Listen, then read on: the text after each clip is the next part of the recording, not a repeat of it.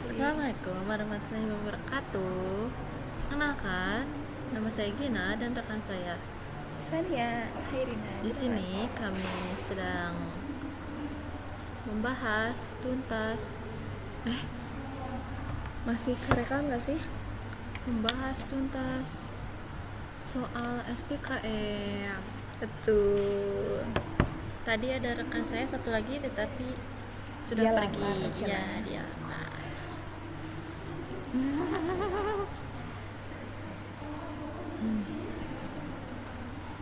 Tapi ini mah kayak lebih dreamy. Ya, tapi kayak ini tuh masih gelap. Coba langsung di IG-nya saja.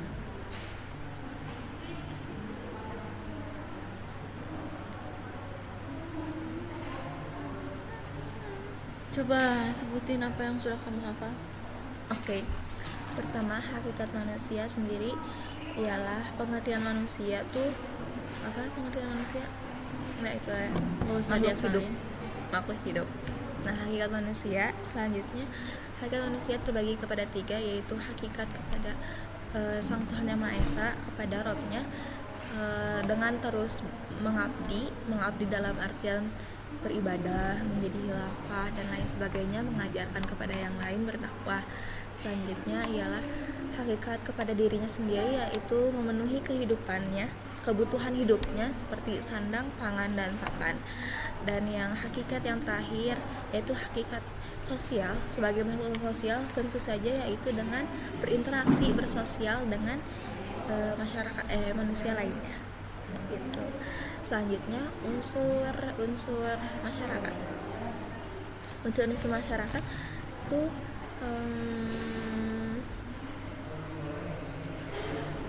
apa ya? Apa sih? Berinteraksi, ada adaptasi, punya identitas, menempati satu wilayah. Formal. Terus ya formal dalam artian, jadi kan di masyarakat sendiri ada ada struktur masyarakat, dan itu bersifat formal, kayak ada pemimpin, ada yang seperti itu kan disebutnya juga formal gitu. Terus seperti itu. Jadi ada interaksi, komunikasi, penempatan wilayah, adaptasi, identitas, dan formal. Ya, selanjutnya Apa bedanya sih desa sama kota atau masyarakat desa dan Oke, kota? izinkan saya menjawab. Untuk perbedaan desa dan kota sendiri, ya tentu saja desa lebih erat, mereka hubungan antar satu individu dengan individu lainnya lebih erat, punya keterikatan batin yang lebih kuat. Terus tapi pekerjaan mereka cenderung tidak bervariatif, alias bertani, berternak, dan Kalau dekat rumahnya sama laut, nelayan seperti itu. Jadi kita nggak ada unsur untuk merendahkan, nggak sama Iya. sekali ya di sini. Nah, selanjutnya unsur desa sendiri bakal dilanjutin oleh teman saya. Desa Ciri desa sendiri, ciri masyarakat desa bakal dilanjutin oleh teman saya. jadi masyarakat desa itu kekeluargaannya lebih erat, terus kayak agamanya juga lebih Betul. lebih apa sih, maksudnya lebih kental gitu. Mereka lebih punya spiritual yang lebih erat dengan Tuhan. Ya, terus kayak golongan orang tua itu di desa tuh biasanya di kayak apa ya, kayak terpandang gitu, yang dijadiin ya. ketua gitu tuh Betul, orang betul. tua. Kan kalau di kota tuh kayak nggak gitu ya, maksudnya kayak anak muda juga ini lucu deh. Sok atuh lanjutin. Iya, terus tadi juga kalau masyarakat di satu banyaknya bekerjanya sebagai petani, peternak, nelayan, karena emang di desa tuh itunya apa sih, maksudnya teh memanfaatkan apa yang ada di desa gitu, nggak usah jauh-jauh keluar. Nah, kalau di kota mah kan di kota mah tuh terkenalnya maksudnya gersang gitu ya, bukan kayak desa yang banyak Sumber tanaman. dayanya. Ya, sumber dayanya. Jadi lebih banyak, lebih bervariatif Untuk pekerjaannya. Bentuknya misalnya kayak pabrik kan biasanya di pinggir kota, ya nggak sih? Atau di kota pabrik?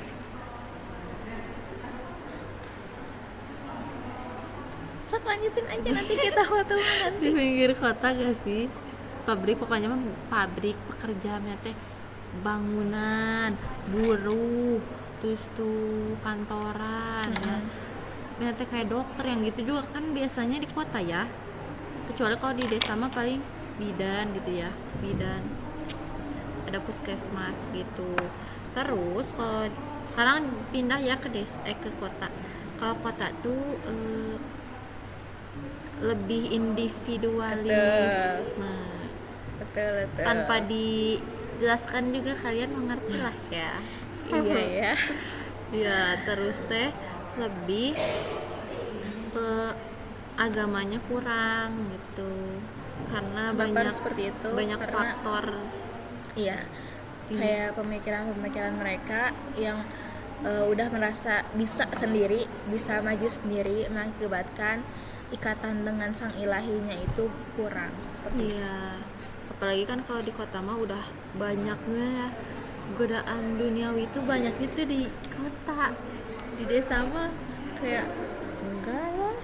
Ya ada, emang mah ada godaan duniawi mah di mana-mana ada, tapi ya hati-hati kalau di Kota. seperti itu. Terus kita kalau di kota kan juga bertemu banyak orang yang berbeda-beda nggak sih, dari, jadi kita nggak tahu lah pokoknya gitu ya. Selanjutnya Selanjutnya kita pindah tentang materi ke perubahan sosial. Nah, di sini perubahan sosial kita bakal bagi kepada berapa? 5. 5. Betul. 5. Pertama ya society one PowerPoint. One PowerPoint.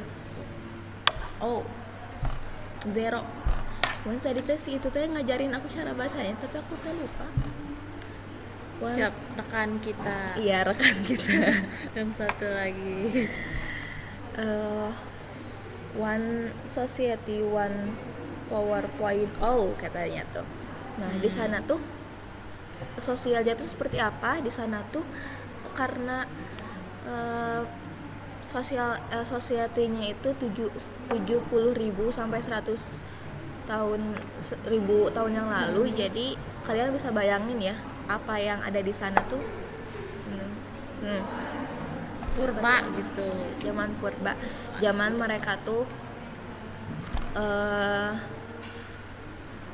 Belum ada apa-apa. Awal mula. Dan iya, mereka ngebuat alat-alatnya tuh sendiri, kayak pisau dari batu, terus atau dari gading gajah seperti itu, dari tulang-tulang. Nah, selanjutnya ada society 2 PowerPoint. Di sini tuh lebih subjeknya tuh agrikultural. Apa sih? Boleh jelasin? Agrikultural itu? Nah, agrikultural di sini tuh udah bisa mensumber daya, sudah bisa Udah tahu ya. memanfaatkan sumber daya. Jadi udah mulai meningkat ilmu pengetahuan, mereka udah bisa bercocok tanam sendiri, udah bisa menghasilkan dari apa itu teh? Dari situ. Selanjutnya, dan kerajaan-kerajaan juga masuknya di society 2 PowerPoint. Oke. Selanjutnya next ada society 3 PowerPoint atau society industrial. Apa sih? Apa sih industri itu? Betul. Seperti yang kita tahu ya, industri itu kayak udah mulai adanya pabrik-pabrik gitu ya. Pada masa ini populasi manusia udah cukup tinggi, jadi kan butuh pekerjaan, butuh sumber pangan ini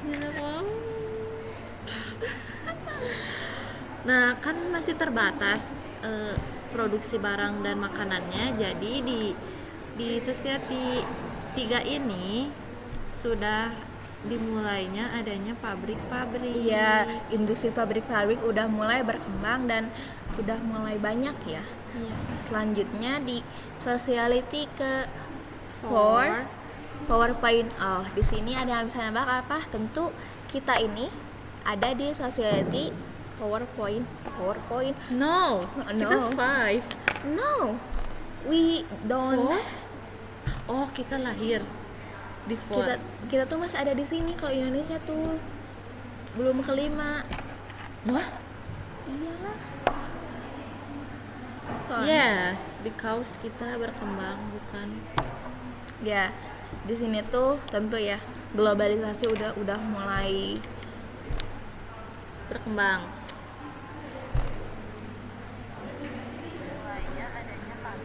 Jadi internet tuh udah mulai ada loh di Society 4 ini. Kan informasi makin berkembang, makin banyak informasi yang didapatkan gitu. Komunikasi juga semakin kayak lagi presentasi. hebat ya. No. Nah, kehidupan manusia seperti tidak mempunyai batas ruang dan waktu karena data yang mengalir sangat cepat. Kayak kita udah tahu nggak sih, kayak semakin kesini tuh informasi tuh kayak gampang gitu kita cari. Kalau nggak tahu ini tinggal nyari di Google, nggak tahu itu tinggal nyari. Jadi kayak nggak ada alasan kalau wah aku mah nggak tahu ini, nggak tahu, padahal bisa dicari. Kalau sebenarnya nggak tahu gimana. Betul, lanjutin aja. Jadi di Society 4.0 itu di zaman kita ini udah era digital ya, udah ditemuinnya internet 5G, 4G, 5G atau 6G udah ada belum? Sudah belum Oh, ya, belum. baru Jadi ya seperti itu. Selanjutnya di sociality terakhir ialah society 5.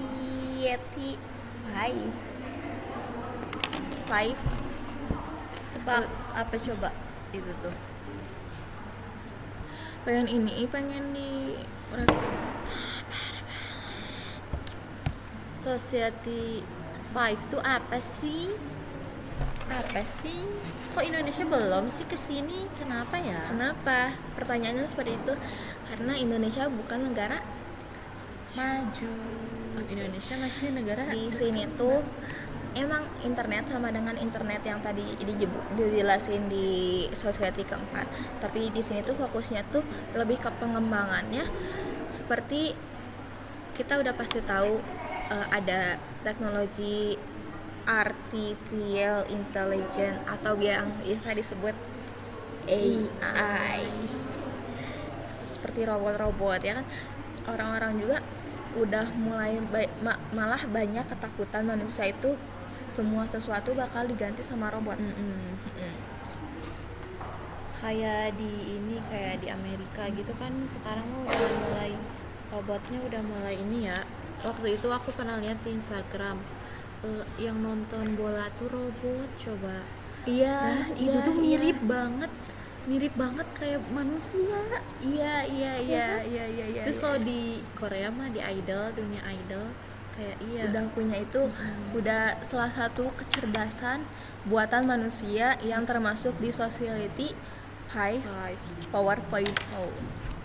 keren sih, cuman ya ada apa sih, ada keuntungan tapi ada kerugian juga. Kalau kalian setuju nggak sih ada ini? Kalau aku mah takut.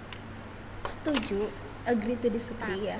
Tapi ya takut sih.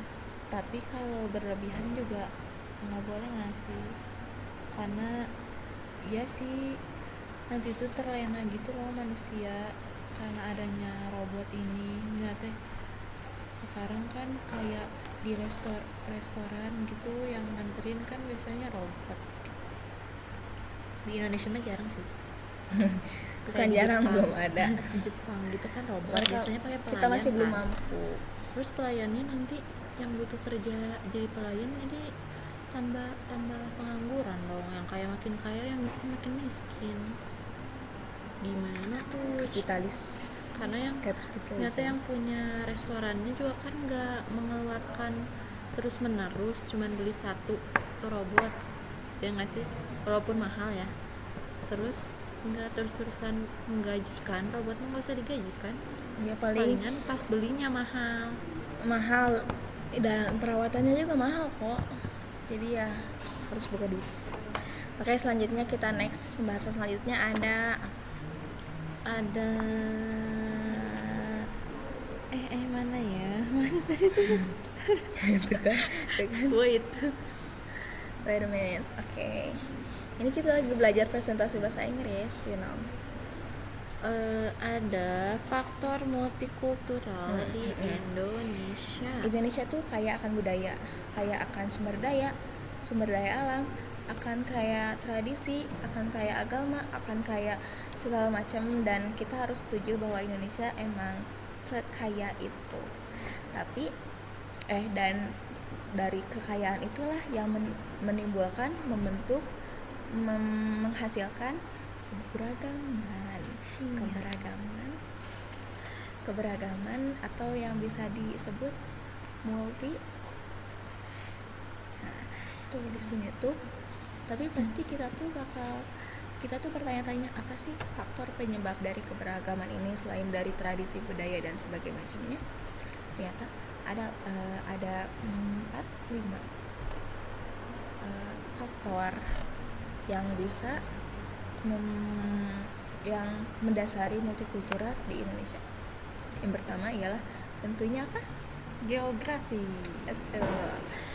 Letak geografi Indonesia tuh kan ada yang dataran rendah, dataran tinggi, dataran rendah gitu. Banyak gitu maksudnya teh. Ada yang di pantai, ada yang di laut, sama aja nggak Ada sih? yang pantai, ada yang di gunung. Nah, betul. Jadi bakal beda gitu dari sana juga. Bedanya kayak apa sih, Kim? Boleh kasih contohnya?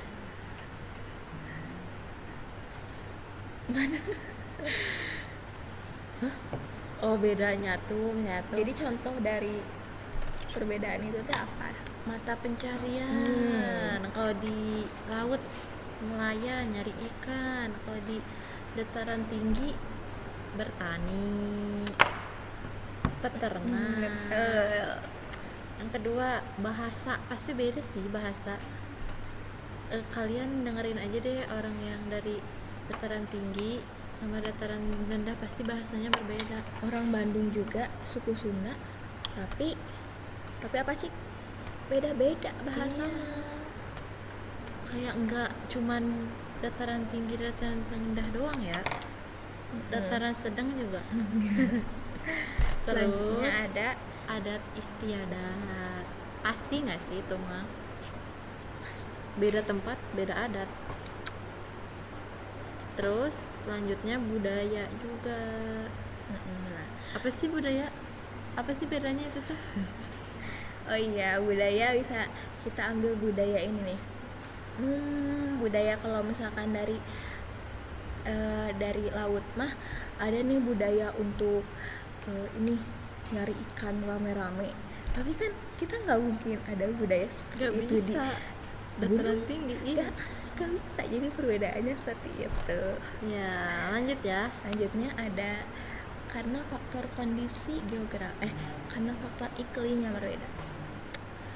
Kita udah tahu ya tadi geografisnya beda, ada yang di dataran tinggi dan rendah, tentu iklim mereka juga berbeda, ada iklim dingin, ada iklim panas. Nah, apa sih contoh dari penyebab iklim dingin dan panas ini? Bisa dijelaskan oleh Kina. Faktornya itu pasti nggak ya, cara berpakaian. Coba kalau di panas pasti pengennya pakainya yang kayak tipis gitu ya. Betul. Kalau di dingin pasti pengen pakai jaket terus nggak sih? Nanti beku merenya. Enggak deh, di Indonesia mah nggak ada salju. Yang kedua itu ada jenis makanannya. Kalau dingin tuh cocok nggak sih iklim dingin kita makan es krim mulu? Kayaknya nggak cocok ya. Kalau di panas baru. Nah, kalau kebalikannya, kalau di panas makan yang panas mulu, misalnya bakso gitu, kayak gak cocok. Maksudnya kalau sering gitu ya kayak kurang cocok gitu. Biasa kalau makan bakso pas hujan gitu ya, tergantung sih, tergantung orangnya. Terus lanjut ya, ada kesenian. Kalau kesenian tuh ya udahlah kesenian. Terus lanjutnya ada arsitektur bangunan. Iya, kayak orang-orang di dataran rendah itu bangunan yang mereka bakal bangun itu kayak apa sih, Gin? Ya pengen yang hangat gitu. Contohnya ibu aku nih pengennya tuh rendah. hah, kan dingin. Dataran rendah tuh di atas dingin. Oh ya, rendah apa ya, nggak tahu rendah apa. Iya ya udah, we kan pengennya hangat. Kalau dataran tinggi pengennya yang hangat. Kayak ibu aku pengennya rumah apa coba, rumah kayu. Rumah kayu. Tuh hangat guys. Nah, kita dari luar pas masuk tuh langsung hangat gitu karena tertahan gitu. Nah kalau di dataran rendah arsitektur bangunannya aku kurang tahu. Kamu tahu nggak? Nggak tahu. Oke, bisa Lanjut aja ya. Lanjut, ada Ini situ juga ada pengaruh budaya asing. pengaruh budaya asing. Kita tuh bangsa yang dijajah bukan, Gin? Betul. Nah, maka dari itu pengaruh-pengaruh budaya asing itu udah nggak asing buat kita gara-gara kita dulu dijajah. Dari dulu jadi ya Betul. terbiasa Betul. gitu. Dari kan ada ya bahasa-bahasa. Oh iya, bahasa Indonesia banyak menyerap dari bahasa mana? Belanda, Arab juga. Betul, gara-gara kita pernah dijajah oleh Belanda dan kita banyak menyerap bahasa Arab. Soalnya dulu Islam tuh masuk ke Indonesia tuh udah dari Zaman perdagangan.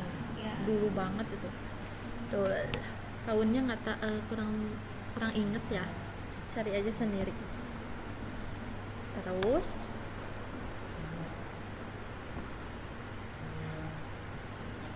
Terus selanjutnya Indonesia tuh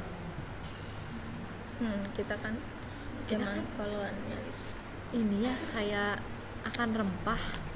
Jadi pasti negara lain tuh mau ke kita gitu. Kamu mau? Makanya jadi sumber perdagangan. Makanya bangsa asing banyak yang datang ke Indonesia dan menetap loh.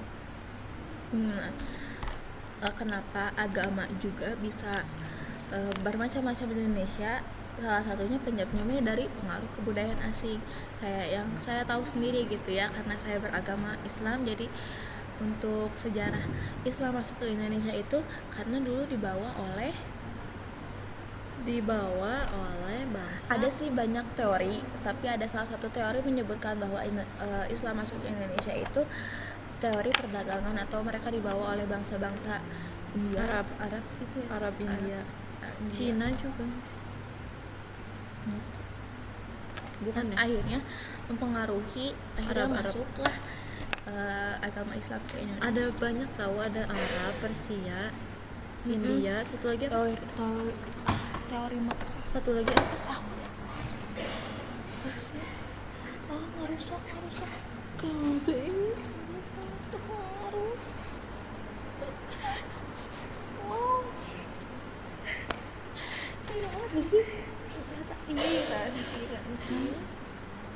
Lanjut. Lanjut. Iklan dulu. Arab, Persia, India, satu lagi apa? Ada 4 dah. Cina. Oh iya, Cina. Dinasti Tang.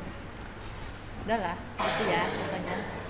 selanjutnya kita udah tahu nih faktor multikultural di Indonesia itu apa aja. Selanjutnya kita bakal bahas tentang nilai, sebuah nilai. Nilai itu sama dengan value. Value itu sesuatu yang baik.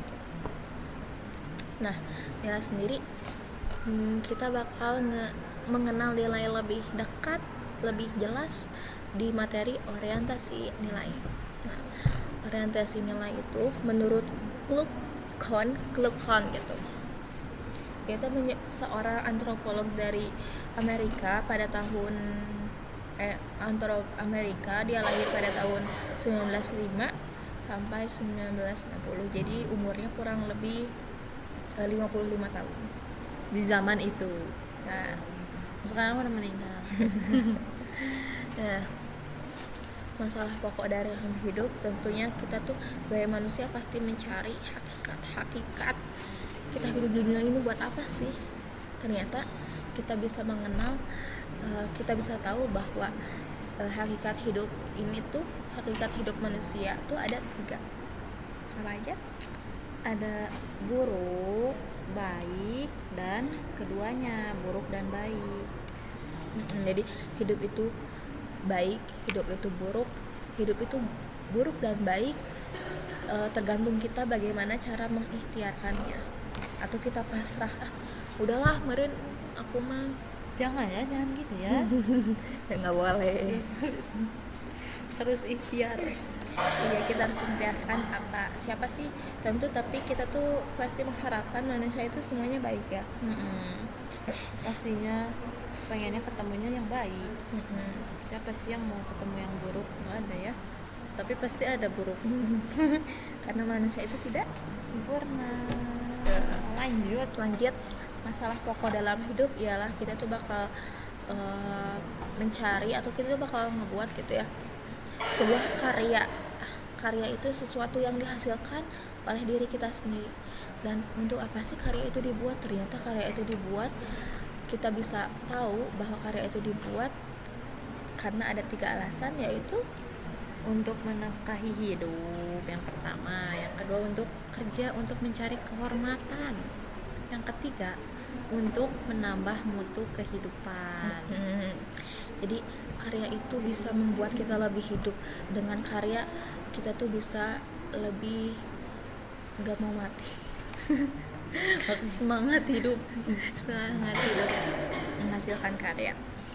Selanjutnya ada masalah pokok dalam hidup, yaitu persepsi manusia tentang waktu.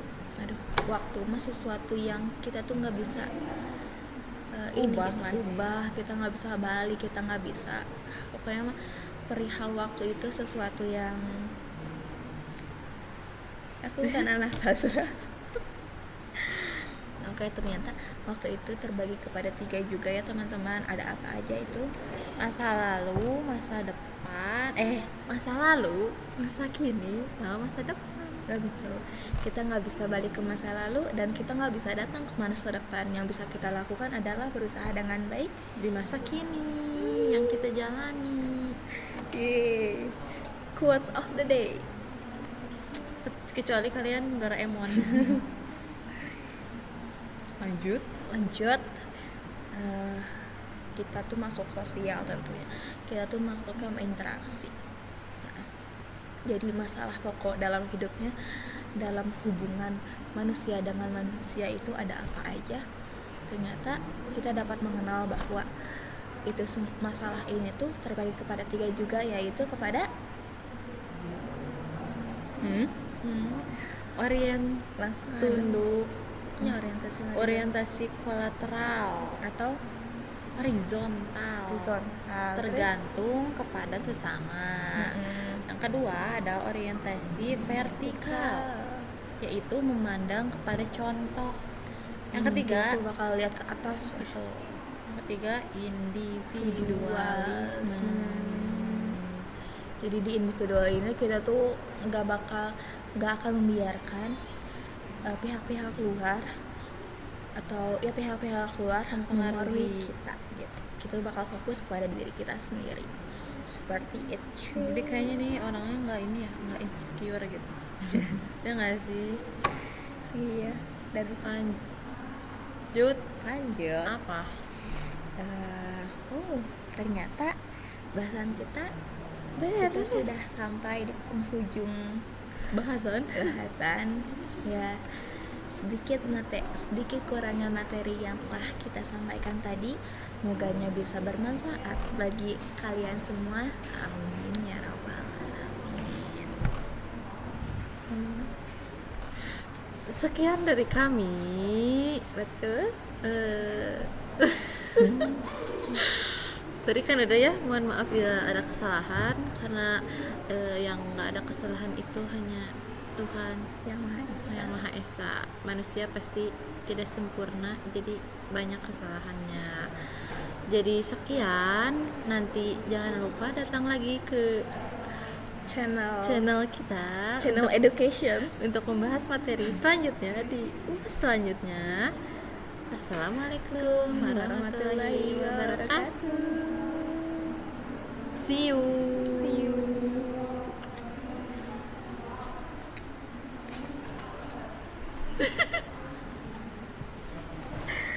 Soal banget. Udah beres. Belum tak? Ini emang segini doang. 70 soal ngebahas eta. Ternyata enggak guys, kita enggak beres sampai situ Enggak, ya. ya. Bercanda doang. Chan. Mana itu? Ya foto. Foto dulu ya. SBKM tuh seru sih, cuman karena menjebak gitu soalnya. Mau yang mana? Bebas.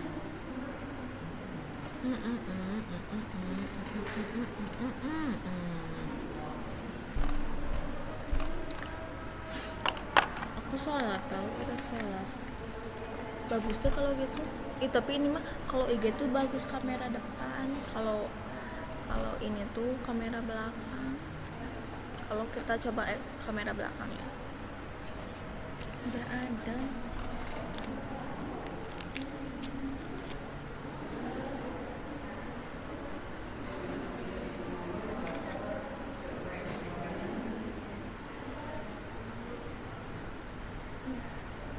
Kita bisa Ini doang, yang bawahnya. Ih, begini. Ih.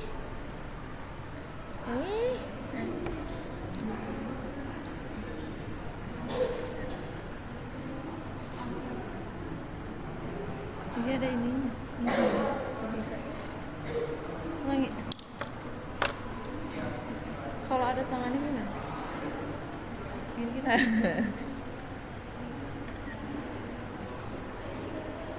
Ih, tadi antri. Kakakmu Gimana sih? udah gitu belum ya? Ya, kakakmu aja weh, jangan fokus kak. Pasti gak benar. Rambut Abina. Ini IG.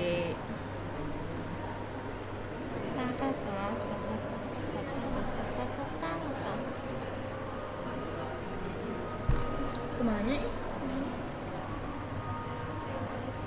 Yang bagus satu pengen upload aku tuh 4 atau 8? 4, banyak tuh yang 8 mah. Kita harus kacamata biar disebut kembar lagi. Padahal punya kembaran kamu.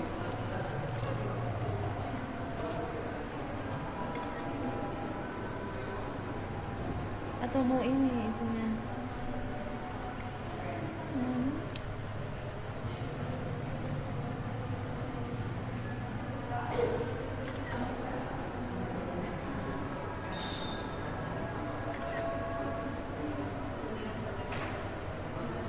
Gimana ya? Pinapisan deh. Ini yang ke atas sana? Ngulang. Senyum aja berarti.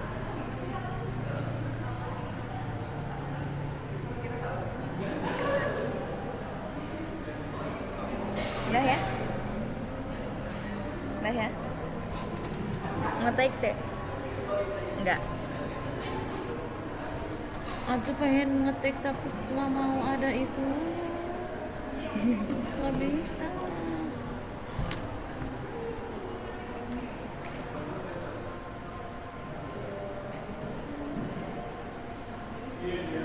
Ini apa menurut Charles Bukowski, kesedihan disebabkan oleh kecerdasan. Semakin Anda memahami hal-hal tertentu, semakin Anda berharap Anda tidak memahaminya.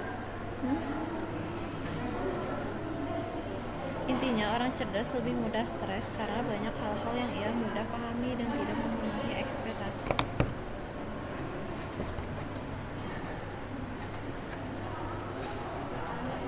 Contohnya parah banget, pantesan jamet-jamet di Indo hidupnya senang terus. Dari mana?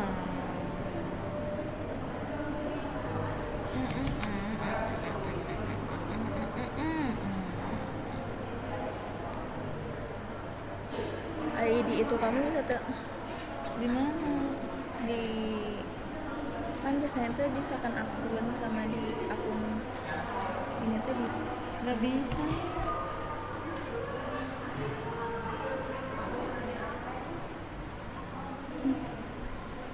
Sabar ya sayang ya.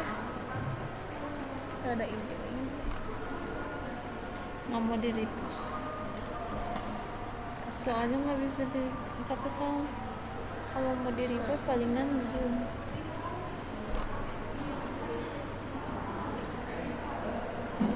Iya karena tuh giliran ini yang lain bisa gitu, giliran fitur yang lain teh udah bisa. Kamu nggak punya second hidup tanpa second akun. Iya padahal kenapa fotonya nggak pakai kacamata?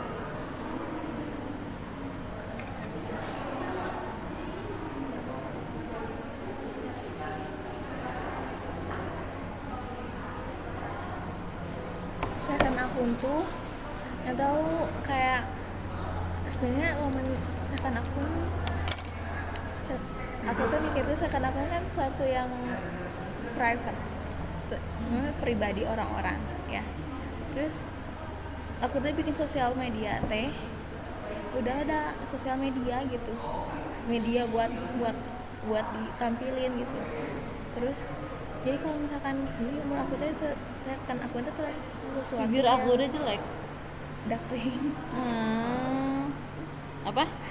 Jadi si second akun menurut aku itu sesuatu yang privacy banget ya, kayak pribadi gitu. Jadi udahlah daripada sosial media diciptain buat bersosial terus ini dibuat privacy, udah nggak usah dibuat gitu. Ya udah privasi aku mah ya udah gitu, nggak usah dibuat gitu. Nah jadi kalau misalkan jadi mataknya kalau misalkan ada orang punya second akun gitu ya, kalau dia nggak itu bisa ya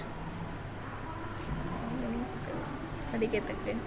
Ya kalau misalkan aku tahu dia punya tapi dia nggak mau follow aku atau aku nggak ini atau aku nggak usah tahu juga gitu, aku malah lebih ya udah nggak apa-apa gitu, nggak hard feeling nah dia punya ini tapi dia nggak nge-follow dia aku tuh nggak boleh tahu atau aku tuh nggak tahu, nggak kayak gitu. Jadi udah nggak apa-apa, kayak itu teh aku menghargai ke second akunan, kepribadian, keprivasian kalian. Aku mau soalnya, tapi aku juga ada cowoknya sih second akun. Si itu ya? Si siapa? Si Mr. S. Temen dekat. Bukan yang itu. Iya itu teh temen deket. Mau waktu di SD. pause, mau di stop ah. Nanti aku mau upload di YouTube.